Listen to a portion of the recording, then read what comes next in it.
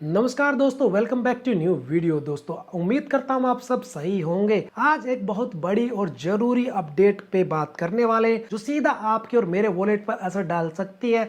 News आई है RBI की तरफ से। आरबीआई ने दिया है बड़ा हिंट, क्या यूपीआई अब फ्री नहीं रहेगा। तो दोस्तों अभी हाल ही में आरबीआई की मॉनेटरी पॉलिसी कमेटी एमपीसी की मीटिंग हुई। एमपीसी का काम होता है देश में महंगाई यानी इन्फ्लेशन को कंट्रोल करना और जीडीपी यानी देश की ग्रोथ को अच्छे से आगे बढ़ाना। इस मीटिंग में रेपो रेट को 5.5% पर रखा गया और जीडीपी का फोरकास्ट भी बढ़ाया गया। ये सब ठीक है, मगर जो सबसे बड़ी और शॉकिंग बात आरबीआई गवर्नर ने कही है वो है यूपीआई को लेकर। उन्होंने क्लियर स्टेटमेंट दी है कि मैंने कभी नहीं कहा है कि यूपीआई हमेशा के लिए फ्री रहेगा। सवाल ये है कि क्या सच में अब हर यूपीआई पेमेंट पर चार्ज लगेगा। यूपीआई क्यों है हमारी लाइफलाइन, ये जान लेते हैं। आप सब जानते हो यूपीआई ने हमारी लाइफ कितनी आसान कर दी है। गोलगप्पे वाले से लेकर बड़े मॉल तक हर जगह बस एक स्कैन और पेमेंट हो जाती है। अब तो कैश रखने की आदत सी छूट गई है। भारत यूपीआई की ग्रोथ के मामले में दुनिया का बॉस है। हर महीने हम इंडियन लगभग 2000 करोड़ 20 मिलियन ट्रांजैक्शन यूपीआई से करते हैं, जिनकी टोटल वैल्यू 25 लाख करोड़ के आसपास होती है। मुफ्त नहीं, बहुत महंगा है यूपीआई। आप और मैं तो फ्री में यूपीआई यूज करते हैं, लेकिन क्या यह सच में फ्री है?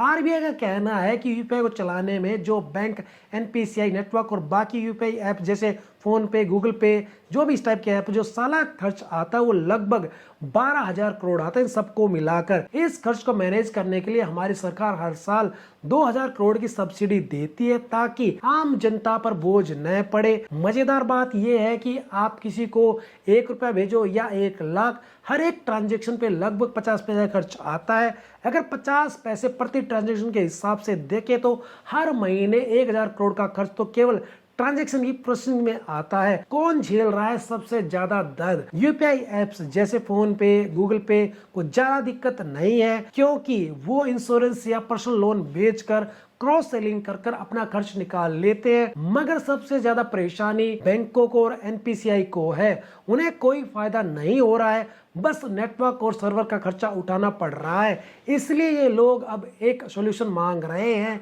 जिसको कहते हैं एमडीआर यानी मर्चेंट डिस्काउंट रेट। क्या है एमडीआर और कैसे लगेगा चार्ज? एमडीआर एक तरह की फीस है जो अभी क्रेडिट कार्ड पेमेंट पर लगती है, जैसे 2%, 3%। अगर दोस्तों ये जो है यूपीआई पे लगी तो क्या होगा? P2P यानी पर्सन टू पर्सन, दोस्त को पैसे भेजने पे कोई चार्ज नहीं लगेगा। P2M यानी पर्सन टू मर्चेंट, दुकानदार को पेमेंट यानी इस पे जो है चार्ज लग सकता है। यानी अगर आपने किसी दुकान से कुछ खरीदा, वहां से यूपीआई पे पेमेंट की, तो वहां पर दुकानदार को जो है एमडीआर की फीस चुकानी होगी। एग्जाम्पल से समझ लेते हैं, मान लीजिए 1% एमडीआर लगता है और आपने जो है सिर्फ 1,000 रुपए की यूपीआई पेमेंट की है, तो दुकानदार को सिर्फ यहाँ 990 रुपए मिलेंगे, बाकी 10 रुपए फीस कट जाएगी। एमडीआर लगाने का सबसे बड़ा खतरा ये है कि छोटे दुकानदार जो यूपीआई स्कैनर हटा देंगे, वो कहेंगे भैया या तो कैश दो या फिर 1% एक्स्ट्रा भेजो। इससे हमारी डिजिटल इंडिया की मुहिम को झटका लग सकता है। आज भी देश में 60% ट्रांजैक्शन कैश में होते हैं।